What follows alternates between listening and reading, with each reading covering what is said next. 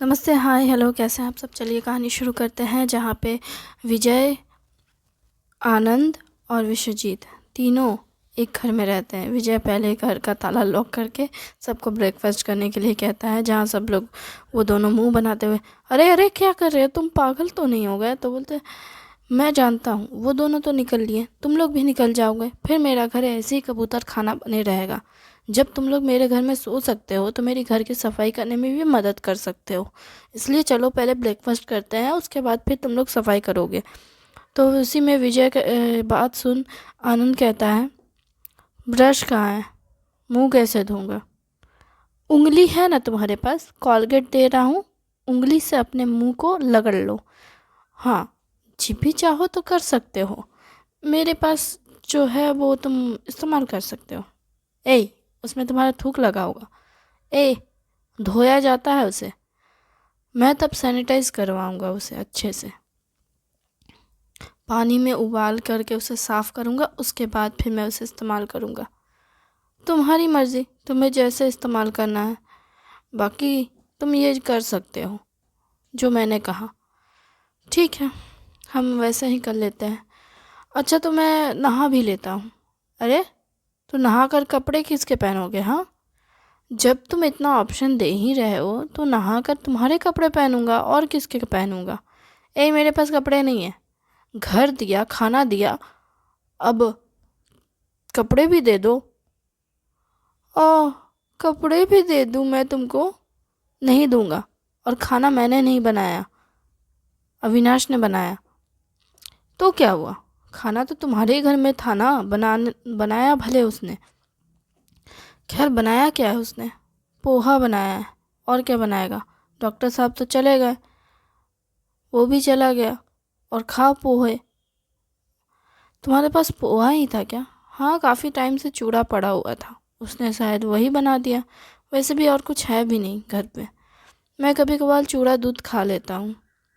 मतलब तुम दूध चूड़ा खा के सो जाते हो। हाँ, रात के वक्त तो मोस्ट प्रोबेबली खा लेता हूँ, क्योंकि कुछ और तो होता नहीं है खाने को, और रोटी बनाने में ना सर दर्द लगता है। ये गोल गोल रोटी बनती नहीं है, और दिमाग दही हो जाता है। उससे अच्छा दूध चूड़ा खा लो और सो जाओ। वाह, ठीक है, तुम्हारी मर्ज़ी, तुम जो भी खा के सो। हम वैसे इसने सारा चूड़ा मेरा ख़त्म कर दिया, मुझे चूड़ा लाना पड़ेगा। जो भी हो, लेकिन तुम्हारा तो काम तो बन गया, अभी नाश्ता हो गया। हाँ, अब ब्रेकफास्ट कर लो, और ब्रेकफास्ट के करने के बाद वो लोग फिर साफ़ सफाई में लग जाते हैं, पूरे घर की सफाई करने में लगते हैं। और इधर विजय एक बार अविनाश को कॉल करता है और कहता है, अमृता कैसी है। अमृता ठीक है, और उसको इमोशनली कोई प्रॉब्लम तो नहीं हो रहा ना, या फिर ट्रॉमा जैसा। डॉक्टर ने जैसे बोला था साइकोलॉजिकली, पता नहीं इस बारे में, लेकिन हाँ, अब जो कि रात भर तो डॉक्टर ही थे, उन्होंने भी मुझे इस बारे में कहा है। कौन, जिन्होंने अमृता को ट्रीट किया, वो, उन्होंने बताया मुझे कि बहुत सारे ऐसे केसेस होते हैं जिसमें लड़कियां ट्रॉमा में रह जाती है कई सालों तक। तो मुझे अमृता पे ज़्यादा ध्यान देना होगा, और डॉक्टर ने कहा है कि स्पेशली रात के वक्त उन्हें अकेला ना छोड़ा जाए। ठीक है, तो उसका ख्याल रख। और छुट्टी कब दे रहे हैं। आज ही छुट्टी दे रहे हैं, मैं उसे लेकर घर चला जाऊंगा आज शाम को। ठीक है, तो एक काम करते हैं, हम शाम को तेरे घर आ जाते हैं, उसका अच्छे से वेलकम करेंगे। ठीक है, मेरे घर की चाबी ना मेरे घर के जो बाहर में टब है उसके अंदर है। ठीक है। ए, चल जल्दी जल्दी काम कर, अमृता को आज छुट्टी मिल रही है, शाम को वो घर जाएंगे। तो ये कि अभी हमने यहाँ काम किया और अब तू चाहता है कि घर जाए। हाँ, क्योंकि सारे इंसिडेंट वहीं हुए हैं, अमृता को वो सब फिर से, और घर तो वैसे भी बिखरा हुआ है, पुलिस वाले आए थे तो उन्होंने तो पूरा घर बिखार दिया था, और घर बिखरा हुआ है तो अविनाश ने कहा कि घर थोड़ा समेट दिया जाए, और अमृता के लिए थोड़ा सा अच्छा सा माहौल बना दिया जाए। तुम बहुत हरामी हो। सारे दोस्तों के लिए क्या कुछ नहीं करना पड़ेगा। अभी तेरे घर में काम कर रहा हूँ, अभी उसके घर जाकर काम करूँ? नौकर समझ रखा है क्या? नहीं, दोस्त समझ रखा है। इसलिए चल काम करो। और एक काम करते हैं, तू लोग रहने दो, चल उसके घर में ही जाके काम करते हैं, मेरे घर रहने दे, ये मैं कर लूँगा। क्या? मैंने ऐसा बोला इसलिए कह रहा है? आनंद कहता है तो विजय कहता है नहीं रहने दो, मैं कर लूँगा। अरे क्या यार, मैं तो बस मजाक कर रहा था। अपने यारों के लिए इतना भी नहीं कर सकता क्या? मानता हूँ कि मैं आदमी हूँ और घर समेटने के मामले में नासमझ हूँ, लेकिन इतना भी नासमझ नहीं हूँ कि तेरा घर कबूतर खाना बना दूँ। और ज़्यादा, तुझे तेरे डॉक्यूमेंट सब मिल जाएंगे अच्छे से, ठीक है? अच्छा, मैं समेट लेता हूँ, चलो मैं भी मदद करता हूँ। विश्वजीत बिना कुछ कहे बस काम किए जा रहा होता है। वो मोस्ट प्रॉब्ली कपड़ों का काम करता है और कपड़े समेट उमेट के रख देता है, और उसके बाद फिर वो बर्तन मांजता है, किचन साफ़ करने लगता है। जिसकी साफ़ सफाई और कपड़ों की समेटाई देखकर विजय और आनंद दोनों बोलता है, वाह, ये परफेक्ट हस्बैंड मटेरियल है। हाँ तो मैंने दो दो लड़कियों को डेट किया है, मुझे अच्छे से पता है कि कैसे उनके साथ रहा जाता है, कैसे घर को वो लोग समेटती हैं, इसलिए मुझे पता है। एक सेकंड, तू तो अमृता के साथ कभी उसके घर पे नहीं रहा? हाँ, लेकिन मैं अपने फियांसे के साथ तो था। उसके साथ इंगेजमेंट होने के बाद हम काफ़ी वक्त तक लिव इन में रहे हैं, इसलिए उसने मुझे बहुत कुछ सिखाया था। हाँ, मैं तो उस पर लाइन मारना भूल ही गया। क्या मतलब लाइन मारना भूल गया? मतलब यार, मैंने सोचा था जाने से पहले उसे प्रपोज़ मैंने किया था, और अभी आने के बाद भी मैंने उसे कुछ कहा नहीं। और तो एक काम करते हैं, रात में उसके घर चले जाना। क्या सच में? तो एक काम करना, यहाँ से हम लोग आनंद अविनाश के घर जाएंगे। अभी सुबह के 11 बज रहे हैं, 12 बजे यहाँ से निकलते हैं, क्योंकि जितना काम तुम लोगों ने किया किया, बाकी छोड़ दो। ए, ऐसे बोल रहा है कि बाकी छोड़ दो? सारा काम तो हो गया, बचा क्या है? सिर्फ घर को झाड़ू मारना और पोछा मारना। कबूतर खाना ठीक हो गया तुम्हारा? हाँ, मुझे पता है तुम लोगों ने सारे काम ख़त्म कर दिए, पर फिर भी अब हम लोग निकलते हैं। निकलने जैसा कुछ है नहीं, और रुकने जैसा भी कुछ है नहीं। चलो, तो चलते हैं। फिर वो लोग सब जाने लगते हैं अविनाश के घर। अविनाश के घर जा कर के देखते हैं कि पूरा घर एक कबूतर खाने से भी गंदा था। और वो कहते हैं, हे भगवान, हमें लग रहा है सुअर के तबेले में आ गए। चारों तरफ जूतों के निशान है। देख रहे हो घर का क्या हाल किया उन पुलिस वालों ने? हाँ, दिख रहा है, हमें भी दिख रहा है। हे भगवान, वो तो आ जाएगा शाम को 4 बजे तक, और मैं हम क्या करेंगे? हमें इसी टाइम पे ये सारे काम ख़त्म करने होंगे। तुम किचन संभालो, मैं बेडरूम संभालता हूँ। बेडरूम 2 है। हाँ, तो दोनों बेडरूम मैं संभाल लेता हूँ, और लिविंग रूम तुम्हारा हुआ, और ऊपर का बालकोनी और छत तुम्हारी ड्यूटी। फिर सब काम बांट लेते हैं, और उसके बाद फिर साफ़ सफाई में लग जाते हैं। सभी लोग साफ़ सफाई करते करते उनका 2-3 बज जाता है। 3 बजे के लगभग वो कहते हैं, अब यार भूख लग गया है। अरे तुम्हें तो मैंने कहा था ना ऑर्डर देने स्विगी से। हाँ, तो ऑर्डर दिया था, कुछ आया नहीं है। क्या ऑर्डर दिया था? मैंने पिज़्ज़ा ऑर्डर किया था। अरे यार, पिज़्ज़ा खा के पेट भरता है क्या?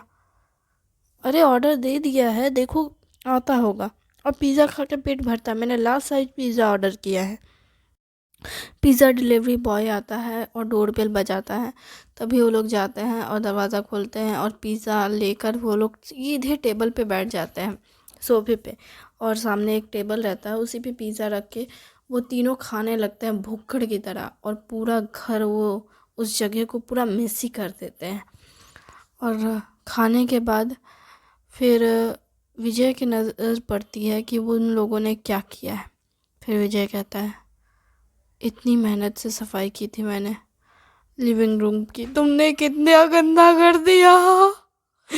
तुम देखो तुम लोगों ने कितना गंदा किया। अरे तुम किसको बोल रहे हो? हाँ, तुमने भी तो गंदा किया है, खाना सबने खाया। हमें खाना नहीं खाना आता है ना। मुझे समझ गया है, शायद इसलिए मेरा घर कबूतर खाना बना हुआ है। ठीक है, कोई बात नहीं, इस कबूतर खाने को भी हम ठीक कर देते हैं। चलो। उसी वक्त फिर से डोरबेल बजती है, जिसे सुनकर वो समझ जाते हैं कि अविनाश और अमृता आ गए हैं। वो कहता है, जल्दी समेटो ये सब। अरे तू आरती की थाल सजा। जिस पे विश्वजीत कहता है, मैं आरती की थाल सजाऊं? हाँ, तुम लिविंग में रह चुके हो, तुम्हें पता है आरती की थाल कैसे सजाती है औरतें। ठीक है, मैं जाता हूँ, मैं सजाता हूँ। और तुम दोनों क्या करोगे? अरे मैं यहाँ का डब्बा हटाता हूँ, तुम पोछा लेकर आओ, इसे साफ करते हैं। फिर वो अविनाश के और अमृता के लिए विश्वजीत आरती की थाल सजाकर लेके जाता है। और दरवाज़ा जैसे ही खुलता है तो विश्वजीत हैरान होता है और पूछता है, आप कौन? जिस पर वो दोनों कहते हैं, तुम कौन हो? हम यहाँ रहने वाले के दोस्त हैं। आप कौन हैं? यहाँ जो रहती है उसके माँ बाप हैं। ओह, आई एम सॉरी, आप आइए अंदर। ये आरती की थाल किसके लिए है? वो तो मैं आपके लिए लेके आया था। अमृता कहाँ है? अ, अमृता अमृता बाहर गई हुई है। मैं उसका दोस्त हूँ। क्या उसके गैर मौजूदगी में यहाँ इतने सारे लड़के यहाँ रहते हैं, या फिर अमृता ही ऐसी लड़की है कि वो इतने लड़कों को यहाँ लड़कर आई है? आप ऐसी बात कैसे कर सकती हैं अपनी बेटी के बारे में? विजय ये बात कहता है। और विजय की ऐसी बात सुन अमृता की माँ कहती है, तुम कौन हो? मैं उसका दोस्त का दोस्त हूँ। उसका दोस्त का दोस्त मतलब? यहाँ पे सिर्फ अमृता नहीं रहती, यहाँ पे उसके साथ अविनाश रहता है, और अविनाश उसका होने वाला हस्बैंड है और हमारा दोस्त भी। वो दोनों बाहर गए हुए हैं, बहुत जल्द वो आने वाले हैं, इसलिए हमने उसके लिए आरती की थाल सजाई है। क्योंकि आपको तो शायद अमृता ने कुछ बताया नहीं होगा। विजय की ऐसी बात सुन उसकी माँ कहती है, मुझे सब पता है, इसलिए तो यहाँ आई हूँ। मैं भी तो देखूँ कि मेरी बेटी ने किस लड़के को पसंद किया है। अगर आप ये देखने आई हैं तो आप इस तरह से अमृता के बारे में बात नहीं करती, और ना ही हमारे बारे में ऐसी बात करती। तुम्हें बहुत बुरा लगता है क्योंकि वो हमारी दोस्त की वाइफ है, तो ऑफकोर्सली वो हमारी भाभी है, और भाभी माँ समान होती है। और कोई भी मेरी माँ को गाली देगा तो मुझे ये बर्दाश्त नहीं होगा। तुम कुछ ज़्यादा ही रिश्तों को सीरियसली लेते हो। हाँ, मैं लेता हूँ, क्योंकि मेरा मानना है कि रिश्तों में मजाक नहीं होता है, और मुझे रिश्तों में मजाक बिल्कुल नहीं पसंद। मेरा दोस्त मेरे भाई जैसा है, और मेरे भाई की पत्नी मेरी भाभी है, समझे? तुम ये कैसे बात कर सकते हो बड़ों से? क्योंकि आप मेरे भाई की, मेरी भाभी की माँ बाप हैं, तो आपको क्या लगता है मैं आपको इज्जत दूँ? ऑफकोर्सली दे देता, लेकिन मैं ऐसे बदतमीज़ लोगों को इज़्ज़त नहीं देता जो इज़्ज़त के लायक नहीं। मेरी भाभी इज़्ज़त के लायक हैं, इसलिए मैं उन्हें इज़्ज़त देता हूँ, क्योंकि मेरे भाई ने जिस लड़की को चुना है वो सच में बहुत अच्छी हैं, पर अफसोस कि उनके माँ बाप अच्छे नहीं हैं, क्योंकि उन्हें पता ही नहीं कि जिस लड़की की वो बात कर रहे हैं वो कितने दर्द में है। तुम कहना क्या चाहते हो? आपको पता है वो कितना दर्द में थी और कितनी कुछ उसके साथ हुआ है? हाँ, हमने आपसे कहा कि वो बाहर गई है, लेकिन वो बाहर नहीं गई है, वो हॉस्पिटल में है। तुम क्या कह रहे हो? मेरी बेटी के साथ क्या किया तुम लोगों ने? हाँ, क्या आपको सच में लगता है कि हम उनके साथ कुछ करेंगे? मुझे लगता है कि शायद आपने उनके साथ ऐसा कुछ किया जिसकी वजह से वो इस शहर में आकर अकेली रहने लगी, और आपसे एक बार पूछा भी नहीं कि आप। और सबसे बड़ी बात कि आप ने उसकी चिंता नहीं जताई, उनसे ये नहीं कहा कि मेरी बेटी ठीक है या नहीं। आप मेरा ही कॉलर पकड़ के मुझसे ही कह रहे हैं कि हमने आपकी बेटी के साथ कुछ किया या नहीं, क्योंकि आपकी बेटी के साथ आपकी इज्जत जुड़ी है ना? और मुझे समझ नहीं आता एक लड़की के साथ परिवार का इज्जत कैसे जुड़ सकती है। कोई भी बच्चा, चाहे वो लड़का हो या लड़की, किसी के साथ भी उसके परिवार की इज्जत नहीं जुड़ी होती है। ये सोसाइटी की फालतू नौटंकी मेरे साथ ने तो बिल्कुल मत कीजिए, जहाँ पे आनंद और विश्वजीत दोनों ही विजय को शांत कराते हैं और कहते हैं शांत हो जाए यार, ये अमृता के माँ बाप हैं। नहीं यार, मुझे समझ नहीं आता। जैसे ही मैंने कहा कि वो हॉस्पिटल में है तो इनका रिएक्शन ये नहीं था कि मेरी बेटी कैसी है, ठीक है या नहीं, वो जिंदा तो है, ऐसा कुछ नहीं। सीधा ये कह दिया कि हमने उसके साथ कुछ किया है कि नहीं। मतलब उन्हें लगता है कि इनकी बेटी का पहले तो कैरेक्टर ख़राब है, और इनकी बेटी हमेशा दूसरों के साथ, दूसरे लड़कों के साथ घूमती फिरती रहती है, और इनकी बेटी पे इन्हें इतना सा भी भरोसा नहीं है। इनके हिसाब से इनकी बेटी बहुत गलत इंसान है और इनकी इज्जत जा रही है इस सब से। इसलिए ये अपनी बेटी को कंट्रोल करने के लिए यहाँ आए हैं।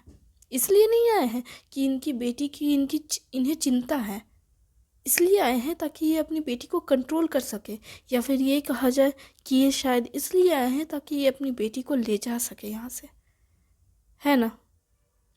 कोई लड़का पसंद कर रखा है क्या आपने? इसलिए यहाँ आए हैं ताकि आप अपनी बेटी को ले जाकर उससे शादी करवा सके, है ना?